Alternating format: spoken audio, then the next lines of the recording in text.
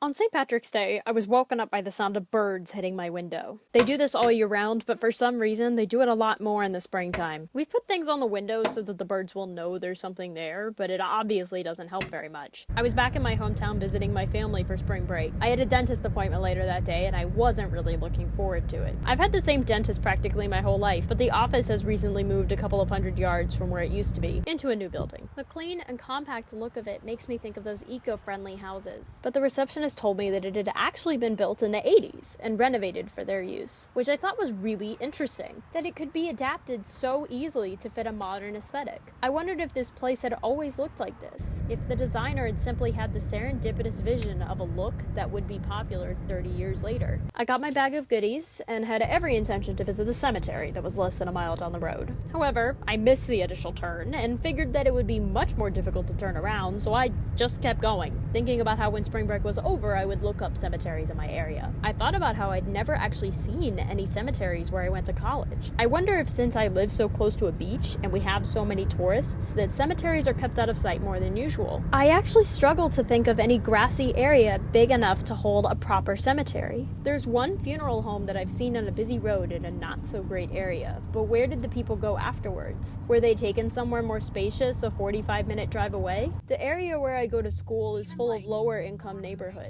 Did these people, who more often than not didn't have fully functioning cars or even cars at all, have to send off their loved ones to a grave they would never have the means to visit or bring flowers to? I'd already decided earlier that day to visit what I call the nice Goodwill. The Goodwill is divided into two sections, a furniture and electronics area, and then a much larger area with clothes, books, movies, and assorted knickknacks. I started with the first, which used to be an ice cream and hot dog place.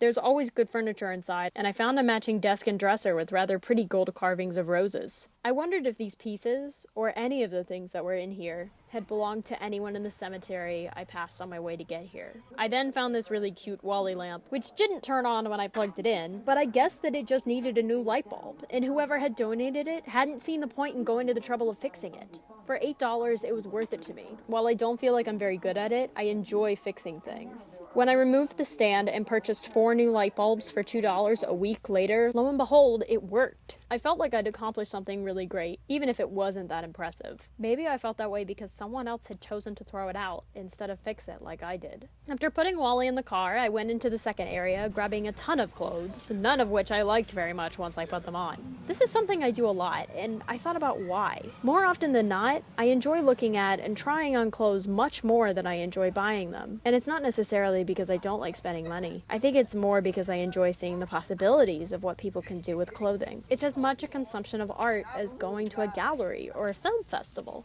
But with the exception of experimental art, it's much more engaging with the consumer. And I thought about how even when you look silly in something, it's fun to see yourself in things you wouldn't normally wear. While it might not be particularly daring or newsworthy, trying on clothes is a sort of rebellion, a private way to literally see yourself differently. The book section was what I was really looking forward to. Being so close to so many different schools, the selection is often pretty great. When I'm looking at secondhand books, there are a few that I almost always put aside during my first look through. Jane Eyre, Agatha Christie, Jane Austen. Even though I own at least 3 different copies of Jane Eyre, and my mom has such an impressive collection of the latter 2 authors that I probably never need to buy any of their books, I always seriously consider getting them, because I feel like someone in the world should be getting them. Of the 9 books I initially picked out, I put back 2 of them, which is weird because I felt like I put back a lot more. My brother had requested that I look for The Shining by Stephen King, and at first I was worried because I found 4 different copies of The Green Mile and then a ton of other books I'd never heard of, and then finally, success. Stephen King writes a lot of books. And then Nora Roberts had her own section, almost her own bookcase, taking up not 1, but 3 shelves. The amount of Nora Roberts books at this Goodwill does not surprise me given what I know about the surrounding area. I almost forgot to purchase a ceramic-like hedgehog bank for the princess. And then I'd spent almost 2 hours at Goodwill, so I drove back home. Careful to put my camera down when I drove past the fire station.